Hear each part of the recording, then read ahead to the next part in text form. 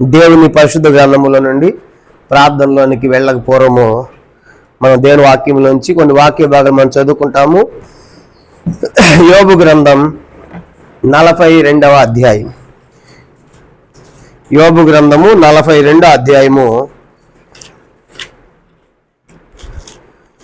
అందరం కలిసి 8వ వచనము 10వ వచనం మనం కలిసి చదువుకుంటాం. యోబు గ్రంథం 42వ అధ్యాయం. యోబు గ్రంథము 42వ అధ్యాయము 8వ వచనము తర్వాత 10వ వచనం, 2 వచనాలు కూడా మనం కలిసి చదువుకుంటాం. మొట్టమొదటి 8వ వచనం చదవండి. కాబట్టి 7 ఎడ్లను 7 పొట్టేళ్లను మీరు తీసుకొని నా సేవకుని యోబు వద్దకు పోయి మీ నిమిత్తము దహన బలి అర్పింపవలను. అప్పుడు నా సేవకుని యోబు మీ నిమిత్తము ప్రార్థన చేయను. మీ అవివేకమును బట్టి మిమ్మల్ని శిక్షింపక ఉండినట్లు నేను అతన్ని మాత్రము అంగీకరించేదను. ఏలైనగా నా సేవకుడైన యోబు పలుకినట్లు మీరు నన్ను గూర్చి యుక్తమైనది పలుకలేదు. ప్రభు అంటున్న మాట ఏంటంటే, యోబు యొక్క స్నేహితులతో మీరు యోబు దగ్గరికి వెళ్ళండి, యోబులాగా మీరు మాట్లాడలేదు కాబట్టి యోబు మీకోసం ప్రార్థన చేస్తేనే నేను మిమ్మల్ని అంగీకరిస్తాను అని వాళ్ళు చెప్తున్నప్పుడు ఇప్పుడు యోబు వాళ్ళ కోసం ప్రార్థన చేయాలి. 10వ వచనం, 42వ అధ్యాయము 10వ వచనం. మరి యోబు తన స్నేహితుల నిమిత్తము ప్రార్థన చేసినప్పుడు యెహోవా అతని క్షేమ స్థితిని మరలా అతనికి దయచేసెను. మరి యోబునకు పూర్వము కలిగిన దానికంటే 2 అంతలు అధికముగా యెహోవా అతనికి దయచేసెను. కనుక యోబుని గురించి స్నేహితులు రకరకాలుగా మాట్లాడారు. కనుక యోబు కుటుంబంలో జరిగిన పరిస్థితి, ఎంతో గొప్ప నష్టము, ఎదిగిన పిల్లలు చనిపోయారు, కనుక కుమార్తెలు చనిపోయారు, ఎడ్లు గొర్రెలు పశువులు మందులు అన్నీ కూడా పోగొట్టుకున్నారు. అప్పుడు వాళ్ళు వచ్చి అన్నారు, ఊరికే పోతాయా, ఏ పాపం చేశారు అని రకరకాలుగా మాట్లాడు. ఉదాహరణకు 7వ అధ్యాయం చూడండి, ఏమన్నారంటే వాళ్ళ స్నేహితులు యోబు గురించి ఎన్నో రకాల బాధ పెట్టే మాటలు ఆదరించాలని వచ్చి 7 రోజులు ఆ నష్టాన్ని చూసినప్పుడు ఎదురు బొదురుగా కూర్చుని ఏం మాట్లాడకుండా మౌనంగా ఉన్నారు.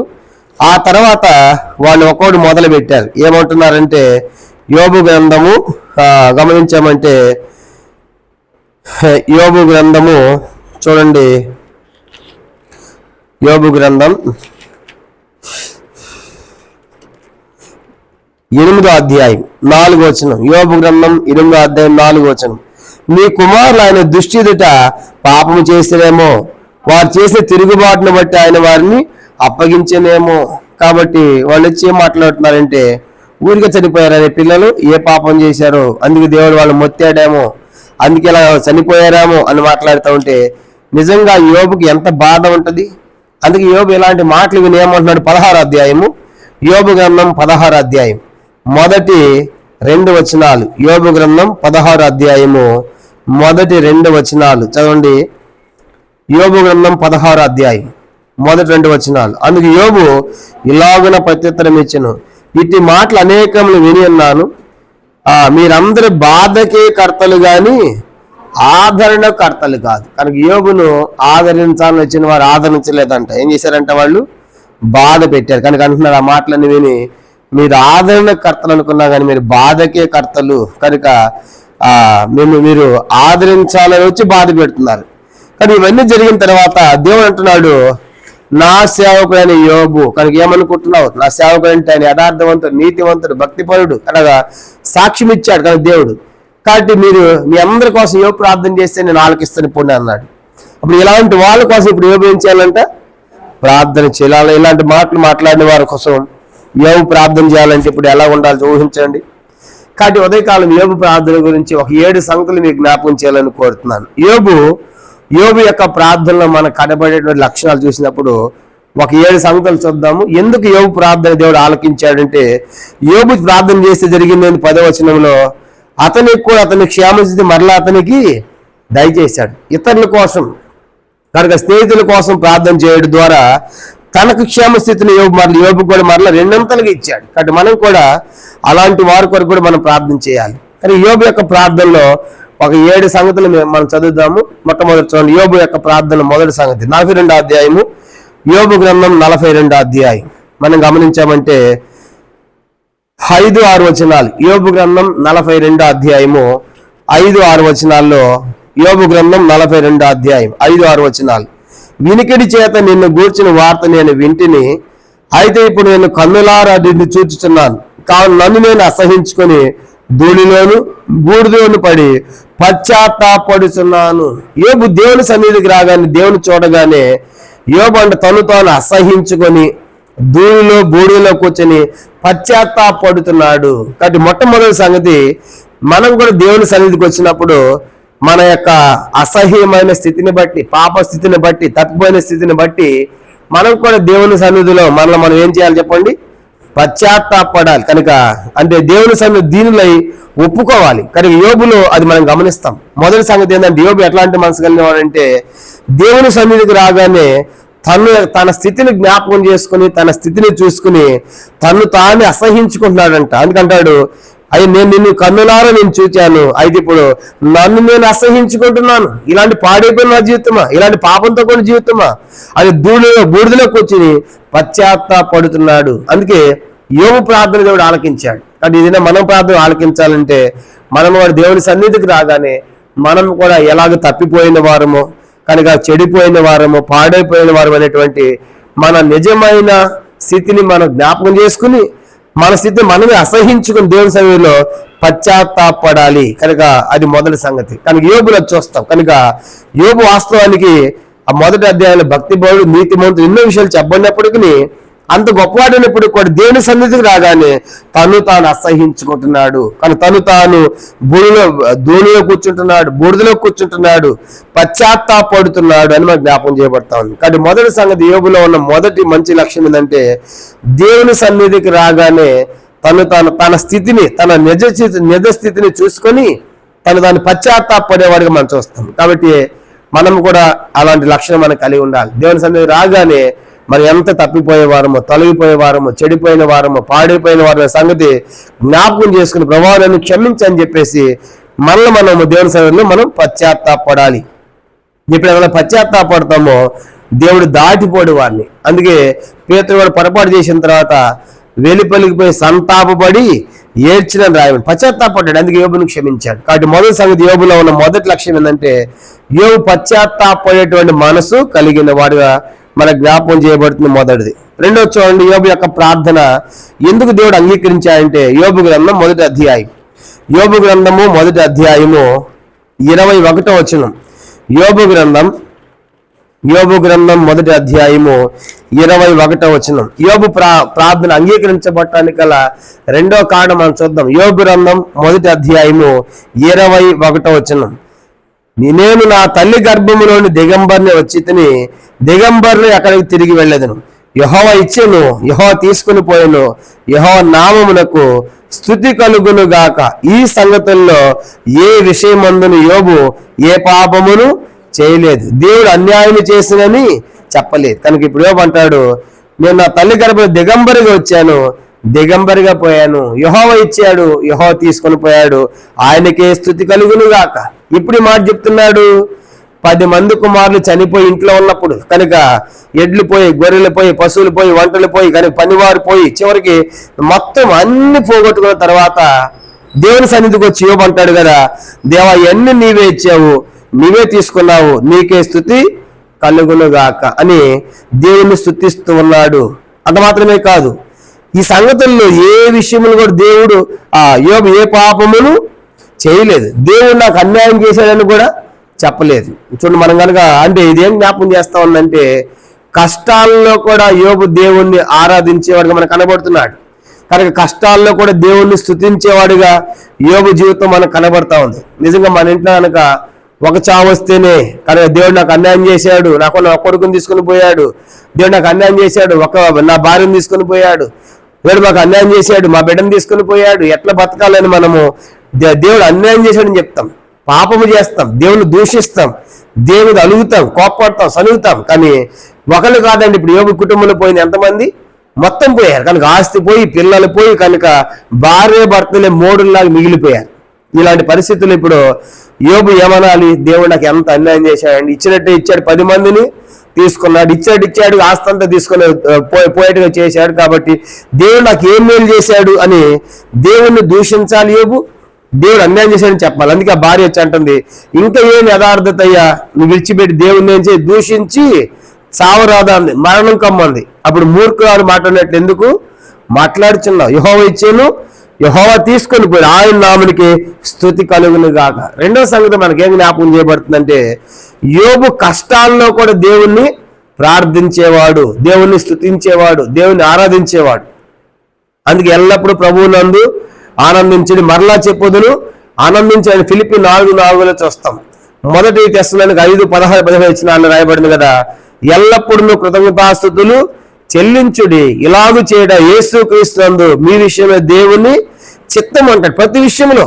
ఇప్పుడు యోబు యొక్క ప్రార్థన ఎందుకు అంగీకరించబడుతుందంటే, యోబు కష్టాల్లో కూడా దేవుణ్ణి స్తుతించి ఆరాధించేవాడుగా యోబు జీవితం మనకు కనబడతా ఉంది.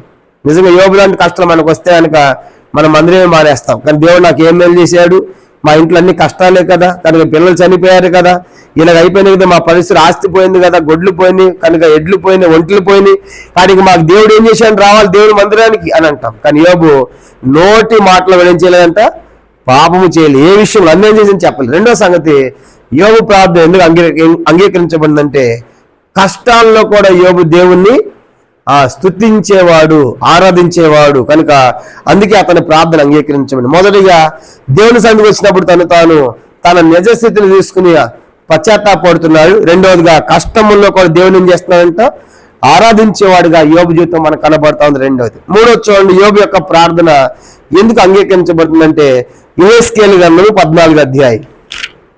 యెహెజ్కేలు గ్రంథం 14వ అధ్యాయము 14వ వచనము 20వ వచనం మనం చదువుకుంటాం. యెహెజ్కేలు గ్రంథము ఇది మూడవ సంగతి, యోబులో ఉన్నటువంటి మూడవ లక్షణం మనం చూస్తాము. యెహెజ్కేలు గ్రంథం 14వ అధ్యాయము 14వ వచనము తర్వాత 20వ వచనం, 2 వచనం మనం చదువుదాం. యెహెజ్కేలు గ్రంథము 14 తర్వాత 20వ వచనం. నోవాహు, దానియేలు, యోబు ఈ ముగ్గురు అటు దేశములో ఉండినను వారు తమ నీతి మాత్రము చేత తమ రక్షించుకొందరు, ఇదే ప్రభువు యెహోవా వాక్కు. గమనించండి, నోవాహు, దానియేలు, యోబు వీళ్ళందరూ ఎలాంటి వారంట, నీతిమంతులు అని రాయబడి. ఎలాంటి వారంట, నీతిమంతులు. కనుక అంటే యోబు ప్రార్థన ఎందుకు అంగీకరించబడిందంటే, యోబు ఎలాంటి వాడు చెప్పండి, ఎలాంటి వాడు అని రాయబడుతుంది, నీతిమంతుడు. 20వ వచనం కూడా యెహెజ్కేలు గ్రంథం 14వ అధ్యాయం 20వ వచనం. యెహెజ్కేలు 14:20 నోవాహును, దానియేలును, యోబును ఈ ముగ్గురు దానిలో ఉన్నను నా జీవితోడు వారు తమ నీతి చేత తమను మాత్రమే రక్షించుకుందరు గాని కుమారులను కుమార్తెలను రక్షింపజాలకుందురు. రెండో సంగతి మనం చూసాను. మూడవదిగా యోబు నీతిమంతుడు అని మనం చదువుతున్నాం. నీతిమంతుడు, అందుకే నీతిమంతుల ప్రార్థన చేస్తాడు దేవుడు.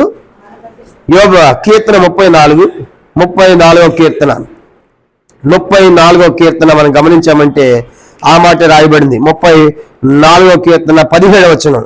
కీర్తన 34:17 నీతిమంతులు మొరపెట్టగా యెహోవా ఆలకించును, వారి శ్రమలన్నిటిలో వారిని విడిపించును. కాబట్టి యోబు నీతిమంతుడిగా ఉండి మొరపెట్టాడు కనుక నీతిమంతుల ప్రార్థన దేవుడు ఆలకిస్తాడు. అందుకే యోబు గురించి మనం చూసామంటే యోబు నీతిమంతుడు అనేవాడు మనం చూస్తాం. కాబట్టి దేవుని సన్నిధికి నీతిమంతులు మొరపెట్టినప్పుడు వారికి ప్రార్థన ఆలకించడమే కాకుండా వారి శ్రమలన్నిటిలో దేవుడు వారిని విడిపిస్తాడు. ఇప్పుడు యోబుకు వచ్చిన శ్రమలన్నిటి నుంచి విడిపించాడంటే యోబుకు 2 ఆశీర్వాదం ఇచ్చాడు, కానీ పోయినవన్నీ కూడా ఇచ్చాడు. కారణం ఏంటంటే యోబు ప్రార్థన నీతిమంతమైన ప్రార్థన. అందుకే యోబు ఏమంటాడు, అన్ని పోయినా సరే నేను నా నీతిని వదలక ఉన్నాను. యోబు గ్రంథం 26వ అధ్యాయం.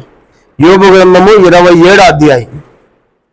యోబు గ్రంథం 27వ అధ్యాయము 6వ వచనం. యోబు గ్రంథం 27వ అధ్యాయము 6వ వచనం. యోబు 27:6 నా నీతిని విడువక గట్టిగా పట్టుకొందును, నా ప్రవర్తన అంతటి విషయము నా హృదయం నన్ను నిందింపదు. కాబట్టి యోబు ప్రార్థన ఆలకించబడిందంటే యోబు నీతిమంతుడిగా ప్రార్థించాడు. అందుకే నా నీతిని విడువక గట్టిగా పట్టుకుంటాను. ఇది 3వ ప్రాముఖ్యమైన సంగతిగా మనం చూస్తాం. మొదటిది యోబు దేవుడి సన్నిధికి వచ్చినప్పుడు పశ్చాత్తాపడి తన నిజస్థితిని చూసుకుని ధూళిలో కూర్చుని దేవుని చూసినప్పుడు పశ్చాత్తాపడేవారు మనం చూస్తాం. పశ్చాత్తాపంతో కూడా ప్రార్థన యోబు చేస్తున్నాడు. రెండవదిగా కుమార్తెలు, ఎడ్లు, పశువులు, గొర్రెలు అన్ని పోగొట్టుకున్న తర్వాత కూడా దేవుని ఆరాధిస్తున్నాడు, దేవుని స్తుతిస్తున్నాడు. అంటే కష్టాల్లో కూడా యోబు దేవునికి ఆరాధించేవాడిగా, స్తుతించేవాడిగా యోబు జీవితం మనకు కనబడతా ఉంది. మూడో సంఘం మనం చూసినప్పుడు యోబు ఎలాంటి వాడంట?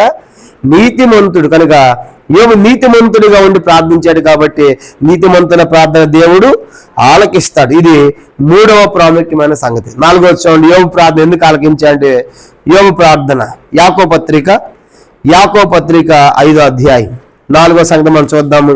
యాకోబు రాసిన పత్రిక 5వ అధ్యాయం, యాకోబు పత్రిక 5వ అధ్యాయము 11వ వచనం చదువు. యాకోబు పత్రిక 5వ అధ్యాయము 11వ వచనం. యాకోబు 5:11. సహించిన వారిని ధన్యులను కొనుచున్నాము కదా, మీరు యోబు యొక్క సహనమును గూర్చి వింటిరి.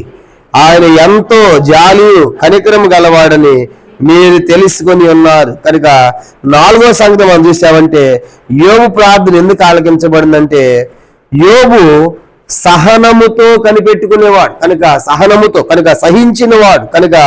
సహించిన వాడు ధన్యులను కొనుచున్నాం కదా. కనుక ఎన్ని సహించాడు యోబు?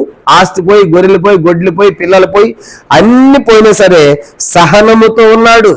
అందుకే పైన 10వ వచనం, సహోదరులారా ప్రభు నామను బోధించిన ప్రవక్తలను శ్రమానుభావములకు ఓపికను మాదిరిగా పెట్టుకోండి. యోబులు ఎంత ఓపిక, యోబులు ఎంత సహనము, అన్ని పోయినా సరే మన దేవుడు ఇస్తాడనేటువంటి ఆ సహనము, ఆ ఓపిక యోబులో మనం చూస్తాం. అందుకే యోబు ఎలాంటి వాడంటే సహనముతో కనిపెట్టుకున్నవాడు.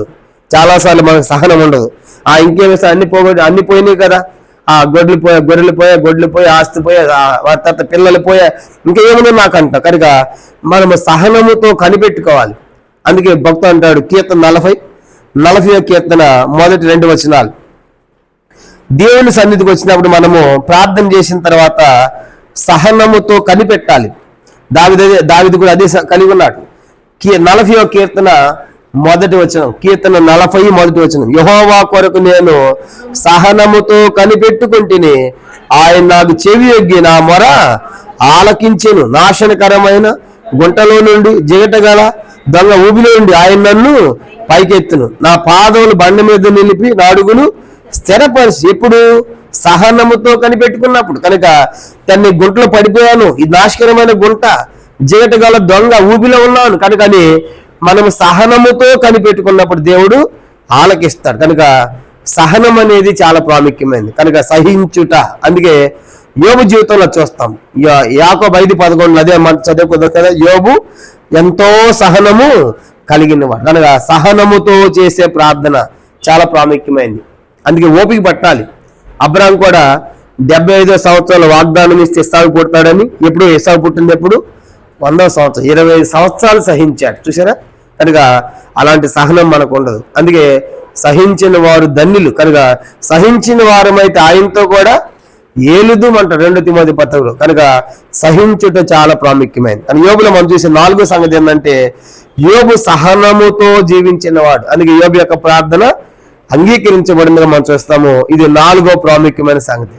5వ చూద్దామా? 5వది అక్కడే రాయబడింది. యాకోబు 5:11లో యోబు ఎలాంటి వాడంటే జాలి కనికరం కలిగిన వాడంట. యాకోబు పత్రిక 5వ అధ్యాయం 11వ వచనంలో సహించిన వారిని ధన్యులు కొంచున్నాము కదా, మరి మీరు యోబు యొక్క సహనం గురించి వింటిది. ఆయన ఎంతో జాలియు కనికరము గలవాడని మీరు తెలుసుకొని ఉన్నారు. కనుక యోబులో ఉన్నటువంటి 5వ సంగతి మనం చూసినప్పుడు యోబు జాలి కలిగిన వాడు, కనికరము కలిగిన వాడు. చూసారా? కనుక అలా జీవించాడు. కాబట్టి జాలి, కనికరం ఇవన్నీ కూడా మన ప్రభు యేసుక్రీస్తు వారి యొక్క మనసును తెలియజేస్తా ఉన్నాయి. కాబట్టి మనం కూడా కొత్తగా జన్మించిన మనకు ఎట్లా ఉండాలంటే కొలస్సీ పత్రిక, దేవుని చేత ఏర్పరచబడిన మనం కూడా కొలస్సీ పత్రిక 3వ అధ్యాయం, కొలస్సీలకు రాసిన పత్రిక 3వ అధ్యాయము 12వ వచనం, కొలస్సీ పత్రిక 3వ అధ్యాయము 12వ వచనం, కొలస్సీ 3:12. కాగా దేవుని చేత ఏర్పరచబడిన వారు పరిశుద్ధులు, ప్రియులైన వారు తగినట్లు మీరు జాలిగల మనస్సును, దయాలత్వమును, వినయమును, సాత్వికమును, దీర్ఘశాంతమును ధరించుకొనుడి. కానీ దేవుని చేత ఏర్పరచబడిన వారికి మనకి జాలి కలిగిన మనస్సు ఉండాలి, కనికరం ఉండాలి, దయాలత్వం ఉండాలి, సాత్వికం ఉండాలి. కనుక ఇవన్నీ కూడా ఇవన్నీ ఉంటే ఎదుటి వారి కోసం మనము సహాయం చేయగలం. ఎదుటి వారికి ఎప్పుడు సహాయం చేయాలనిపించింది? మనకు వారి మీద జాలి పడితే అయ్యో అని అనిపిస్తే సహాయం చేయాలనిపిస్తుంది. కనుక అప్పుడు మనకు ప్రార్థన చేయాలనిపిస్తూ ఉంటుంది. ఆ జాలి లేకపోతే మనం వాళ్ళకి సహాయము చేయలేం. కాబట్టి ఇప్పుడు యోబు ఎలాంటి వాడంటే జాలి కలిగిన వాడు, తర్వాత సహనము కలిగిన వాడు కాకుండా కనికరము జాలి కలిగిన వాడు. కనుక అలాంటి లక్షణం మనం కలిగి ఉండాలి. యేసు ప్రభువు కూడా ఎంతో మంది మీద ఆయన జాలి పడుతూ వచ్చాడు. కనుక ఆ నాయన్ అనే ప్రాంతానికి పోయినప్పుడు, నాయన్ అనే గ్రామానికి వెళ్ళినప్పుడు ఒకడే కుమారుడు విధవరాలకి చనిపోయి మోసుకుని పోతా ఉంటే ప్రభు దగ్గరికి వెళ్ళి జాలిపడి కనుక ఆవిడతో మాట్లాడి ఆవిడ ఆదరించి చనిపోయిన బిడ్డను బ్రతికిస్తాడు. కనుక అక్కడ ఏ సహాయం అడగలేదు, కానీ ఆయనకే జాలేసింది. అయ్యో పాపం విధవరాలు కదా అని చెప్పేసి వెళ్ళి లేవనెత్తాడు. అలాగే మంచి సభలో ఉపమానములు కూడా లోకాసువార్త 10వ అధ్యాయంలో కూడా మనం చూసామంటే ఒక సమరయుడు కొట్టబడి గాయాలతో ఉన్నప్పుడు ఒక వ్యక్తి దొంగల చేత చిక్కాడు. అప్పుడు మంచి సమరయుడైనటువంటి యేసు వారు ఏం చేశాడంట, వారి గాయములు కట్టాడు. కారణం ఏంటి? జాలిపడే మనం చూస్తాం. జాలిపడి రక్తంతో ఉన్నప్పుడు జాలిపడి చూసి పోయే గాయాలు కట్టినట్టు మనం చూస్తాం. అంటే జాలి కలిగిన మనసు ఎంతో ప్రాముఖ్యమైనది. కాబట్టి ఉదయకాలం మనం కూడా అలాంటి జాలి కలిగి జాలి దయ కలిగినటువంటి మనసు కలిగి మనం దేవుని సన్నిధిలో ప్రార్థించాలి. అంటే కఠినమైన మనసు ఉండకూడదు. కనుక ఇంకో మాట చెప్పాలంటే జాలి కనికరం అంటే క్షమించే మనసు ఉండాలి. కానీ ఇప్పుడు యోబు ఎవరి కోసం ప్రార్థన చేయబోతున్నాడు చెప్పండి? తన స్నేహితుల కోసం. కానీ స్నేహితులు మాట్లాడిన మాటలు ఎట్లా ఉన్నాయి? ఎంతో కఠినమైన మాటలు, బాధ కలిగించిన మాటలు అయినప్పటికీ కూడా వాళ్ళ కోసం ప్రార్థన చేస్తున్నాడు జాలి కనికరముతో. కాబట్టి ఇప్పుడు యోబులో మనము 5 సంగతులు మనం చూసాం. మొదటిది ఏంటి? పశ్చాత్తాపముతో కూడిన ప్రార్థన. దేవుని సన్నిధికి వెళ్ళగానే తన విషయమై తన స్థితి దేవుని చూసినప్పుడు 42 మనం చదువుకున్నాం కదా.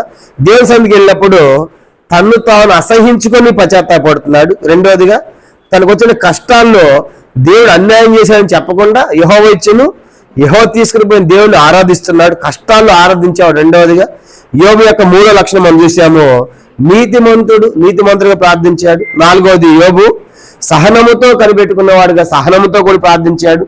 5వది యోబు జాలి కనికరం కలిగిన మనసుతో ప్రార్థించాడు. 5వది. 6వది చూడండి, యోబు 6వ సంగతి మనం చూసామంటే యోబు గ్రంథం 42వ అధ్యాయం. యోబు గ్రంథం 42వ అధ్యాయం 10వ వచనములో ఎవరి కోసం ఆయన ప్రార్థన చేస్తున్నాడంటే యోబు గ్రంథం 42వ అధ్యాయము 10వ వచనం. మరి యోబు తన స్నేహితుల నిమిత్తం ప్రార్థన చేసినప్పుడు యెహోవా అతని క్షేమ స్థితిని మరలా అతనికి దయచేసింది. మరి యోబునకు పూర్వము కలిగిన దానికంటే 2 అంతలు అధికం యెహోవా అతనికి దయచేసింది. అది యోబు ఎవరి కోసం ప్రార్థన చేస్తున్నాడంటే తన స్నేహితుల నిమిత్తం.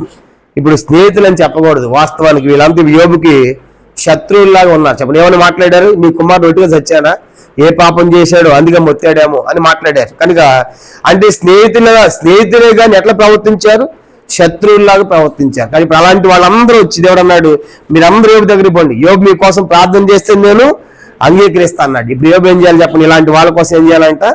ప్రార్థన. అంటే ఇప్పుడు యోబు ప్రార్థనకి ఏమని పేరు పెట్టవచ్చు అంటే శత్రువులుగా ప్రవర్తించిన వారి కూడా ఏం చేస్తాడు? యోబు ప్రార్థన చేస్తాడు. కానీ ప్రభా వీళ్ళని క్షమించని వాళ్ళ కోసం ప్రార్థన చేసి యోబుకి ఏం కలిగిందంటే యోబుకి క్షేమస్థితిని కలిగింది. చూసారు, యోబుకు క్షేమస్థితి కలిగింది. కనుక ఎప్పుడైతే ఆ శత్రువు లాంటి మనసుని వాళ్ళ కోసం ప్రార్థన చేశాడో యోబుకు క్షేమం కలిగింది.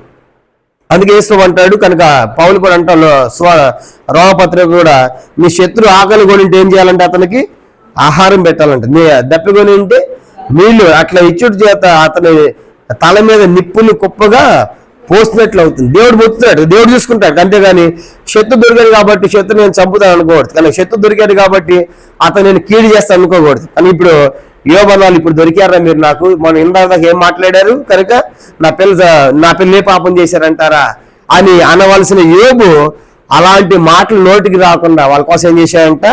ప్రభా వీళ్ళని క్షమించు ప్రభా, కనుక ఎల్లిపజును క్షమించు, బిల్దదును క్షమించు అని వాళ్ళ పేర్లు పెట్టి బహుశా ఆ స్నేహితులందరి కోసం ప్రార్థన చేశాడు. అంటే యోబు ప్రార్థన మనకేం కనబడుతుందంటే ఆ రోజుగా శత్రువుల కోసం చేసిన ప్రార్థన. అప్పుడు దాకా వ్యతిరేకంగా మాట్లాడారు. కనుక ఎంత కష్టమైన మాటలు మాట్లాడారు. కనుక నువ్వు అక్కడే నీతిమంతుడు అనుకుంటున్నావా? కానీ నీ పిల్లలు ఏ పాపం చేశారు అందుకే దేవుడు మొత్తాడు అన్నారు. తర్వాత నువ్వు భక్తిహీనుడు అయితే నీ భక్తి నీకు యథార్థత, నీ ధైర్యము నీ భక్తి నీకు ధైర్యం పుట్టింపదా అని చెప్పేసి ఇలాంటి మాటలు ఎన్నో మాట్లాడారు. చివరికి యోబు ఇలాంటి వారందరి కోసం ఏం చేస్తాను దేవుని సన్నిధిలో? అది యోబు ప్రార్థన శత్రువుల కోసం చేసేటువంటి ప్రార్థన. అందుకే యేసు అన్నాడు మత్తయి 5:44 మత్తయి 5:44 మీరు మీ పరలోకం తండ్రి కుమారులైనట్లు మీ శత్రువులను ప్రేమించి వారి కోసం ఏం చేయాలంట? ప్రార్థన చేయండి. కాబట్టి 6వది యోబు ప్రార్థన శత్రువుల కోసం చేసే ప్రార్థనగా మనం చూస్తాము. ఇది 6వ ప్రాముఖ్యమైన ప్రార్థన. ఆఖరి చూద్దామా యోబు యొక్క ప్రార్థన ఎలాంటిదంటే, యోబు గ్రంథం 1వ అధ్యాయం. యోబు గ్రంథం 1వ అధ్యాయము 1వ వచనములు యోబు గురించి చెప్పబడిన దేవుడు చెప్పాడు. యోబు గ్రంథం 1వ అధ్యాయం 1వ వచనం, ఊజు దేశంలో యోబు అనే ఒక మనుషుడు, అతడు యథార్థవర్తనుడు. చాలా ఎలాంటి యోబు? యథార్థవర్తనుడు. 27వ అధ్యాయము యోబు గ్రంథం 27వ అధ్యాయము యోబు గ్రంథం 27వ అధ్యాయము 5వ వచనం. యోబు గ్రంథం 27వ అధ్యాయము 5వ వచనం కూడా, మీరు చెప్పినది న్యాయమని నేను ఎంత మాత్రం ఒప్పుకొనను, మరణమగు వరకు నేను ఎంత మాత్రం యథార్థతను నేను చచ్చిపోతా కానీ యథార్థత మాత్రం నేను విడిచిపెట్టను. 2వ అధ్యాయం 9వ వచనం భార్య 2వ అధ్యాయం 9వ వచనం, ఇంకా యథార్థత వదలక ఉండు అంటా ఉంటే ఏం మాట్లాడుతున్నా మూర్ఖురాల్లాగా అన్నాడు కానీ యథార్థతను విడిచిపెట్టాలి. అంటే యోబులో ఉన్న 7వ లక్షణం ఏంటంటే యథార్థముగా ప్రార్థించాడు. కనుక యథార్థతో కూడిన ప్రార్థన.